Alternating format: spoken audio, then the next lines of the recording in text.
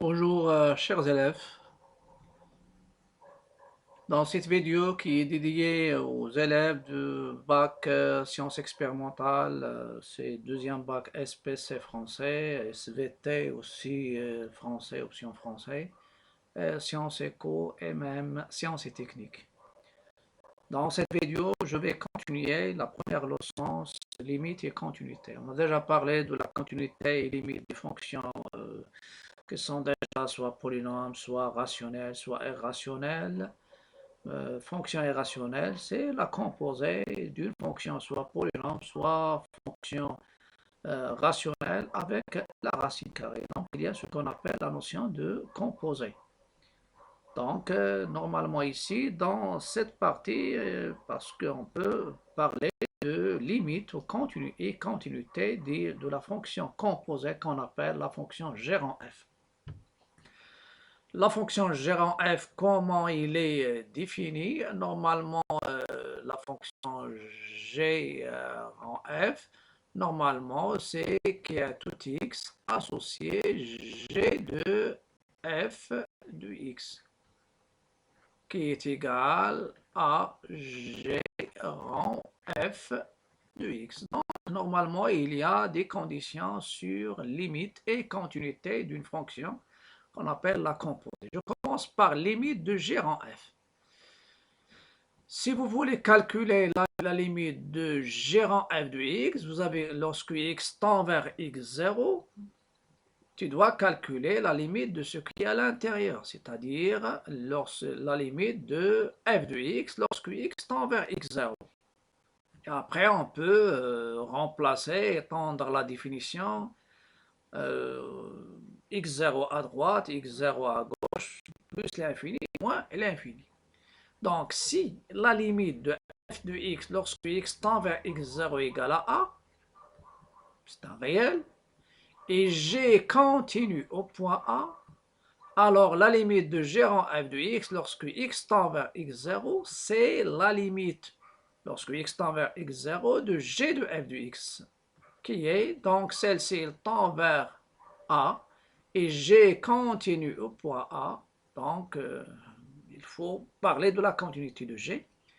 Donc, c'est f de x tend vers a lorsque x tend vers x0 et g continue au point a, alors g de f de x, il va tendre vers g de a. J'ai dit, on peut remplacer, on peut avoir x0 une limite à droite, une limite à gauche, ou bien en moins l'infini, ou bien en plus l'infini. Et je vais calculer quelques limites.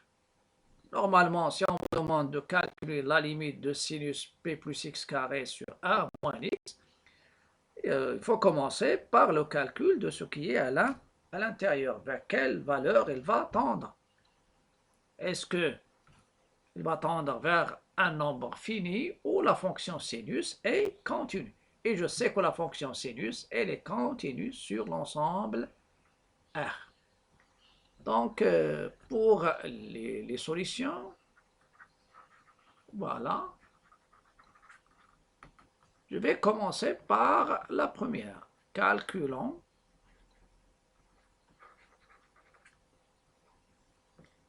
limite lorsque x tend vers 0 de la composée de sinus avec une fonction rationnelle. Pi plus x carré sur 1 moins x.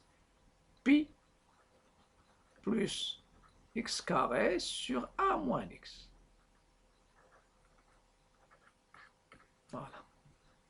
Donc, à part pour le calcul, donc normalement, on va commencer par ce qui est à l'intérieur. Voilà. On a la limite lorsque x tend vers 0, pi plus x au carré, le tout, sur 1 moins x, il est égal pi plus 0 sur 1 moins 0, égale pi. Celle-ci, elle appartient à R. Et la fonction qui est tout x associé sinus x est continue, c'est une fonction usuelle. ce qu'on doit ajouter est continu sur R et en particulier en pi.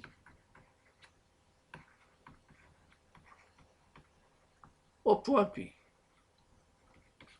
Donc, maintenant, j'ai le droit d'utiliser le théorème que je viens de vous donner. Sinus pi plus x au carré sur a moins x, il est égal sinus pi, et sinus pi c'est 0. Deuxième limite. La deuxième limite, c'est la tangente. Normalement, la tangente en plus l'infini. Donc, je vais calculer la limite de ce qui est à l'intérieur. Limite en plus l'infini de ce qui est à l'intérieur, c'est une fonction rationnelle. Pardon, ça c'est, voilà, c'est pi x carré moins 3x plus 1. Pi x carré moins 3x plus 1 sur px carré moins 3x plus 1 sur 4x carré moins 1. 4 x au carré moins 1. C'est une limite, c'est une fonction rationnelle. Et je sais que la limite d'une fonction rationnelle en plus ou moins l'infini, c'est la limite du quotient du monôme de plus haut degré. Donc, c'est la limite en plus l'infini, pi x au carré sur 4x au carré. Simplifie x carré, ça te donne pi sur 4, c'est un réel. Et tangente, ou bien la fonction tangente. Voilà, et la fonction.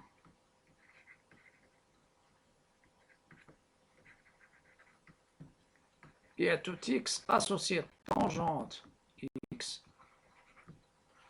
et continue sur R moins à l'exception de pi sur 2 plus kpi, tel que k appartenant à z.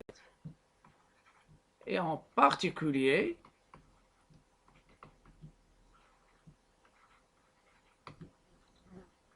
en pi sur 4.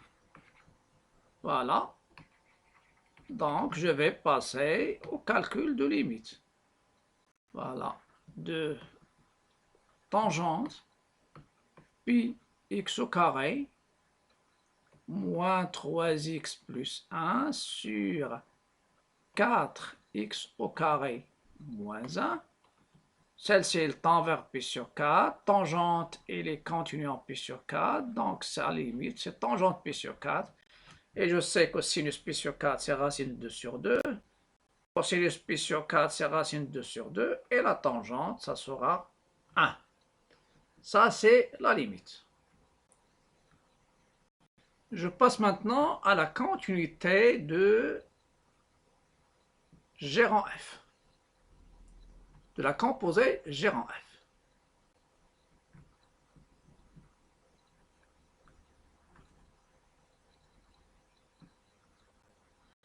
Soit I et J deux intervalles de R.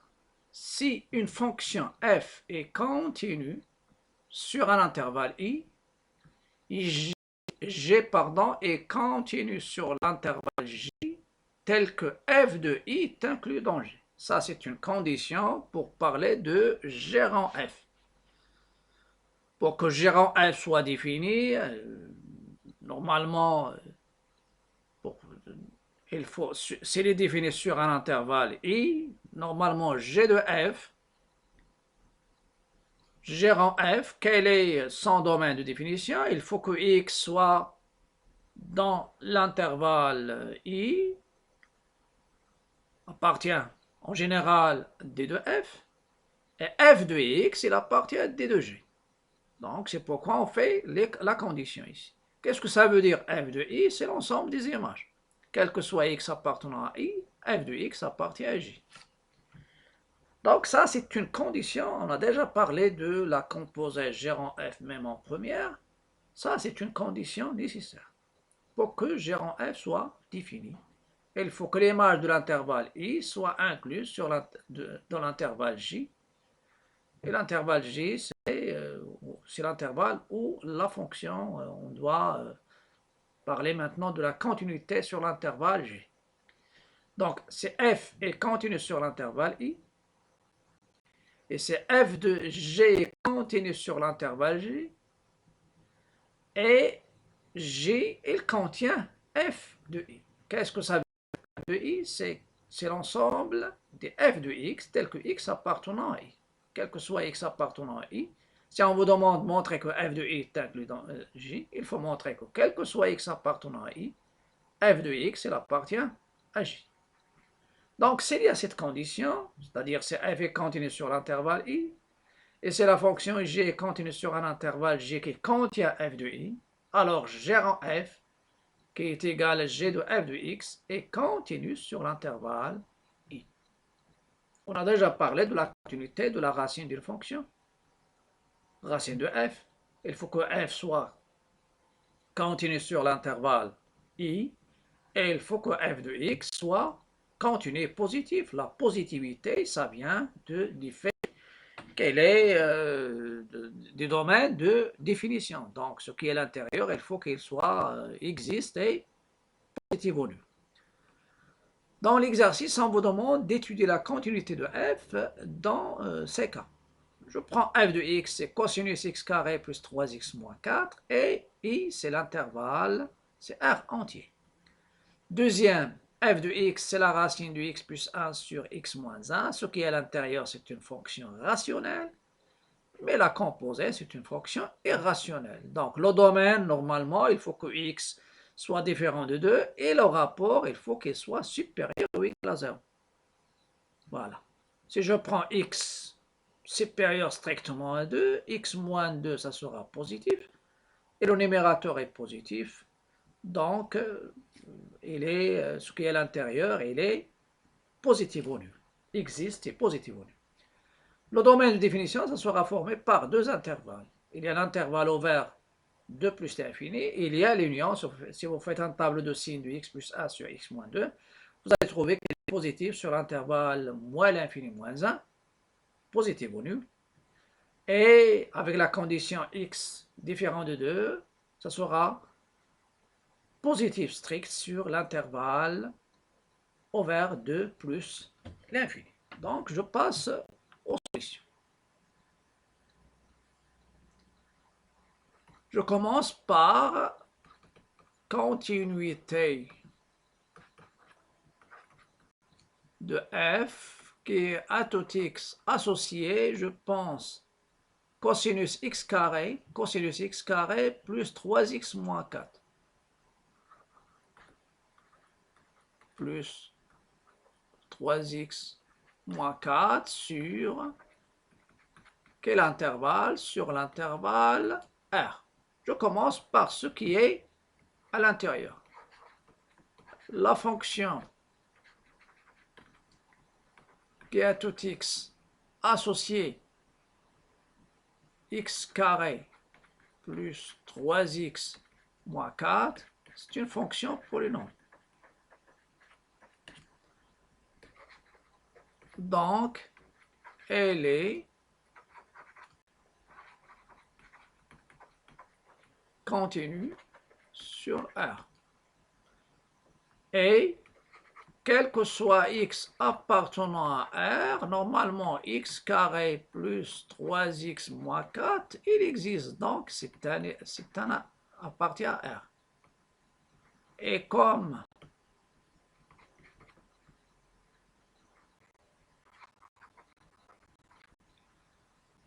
cosinus est continu sur R, voilà, alors, normalement la continuité sur un intervalle, c'est pas la continuité en un point. La continuité en un point, c'est le calcul de limite. Mais la continuité sur un intervalle, il faut donner la rédaction en utilisant les fonctions, c'est-à-dire résiduelles, la continuité des fonctions résiduelles, les opérations et la composée aussi. Sur R, alors, f est continu sur R. Voilà. Je prends la deuxième fonction. La fonction, normalement, x plus a sur x moins 1.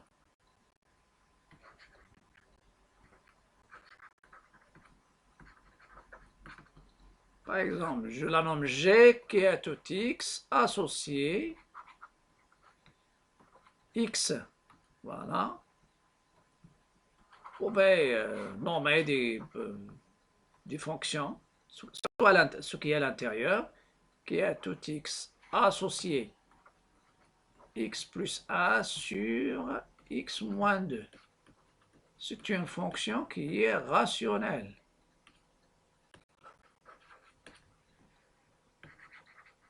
Donc, elle est continue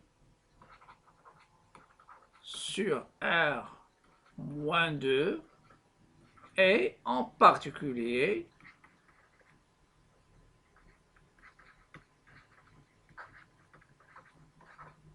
sur l'intervalle i qui est égal 2 plus l'infini.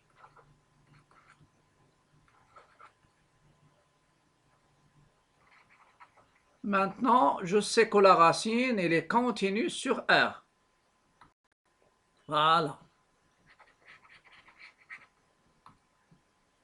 Et quel que soit x appartient à l'intervalle 2 plus l'infini, g de x, elle est positive ou nulle.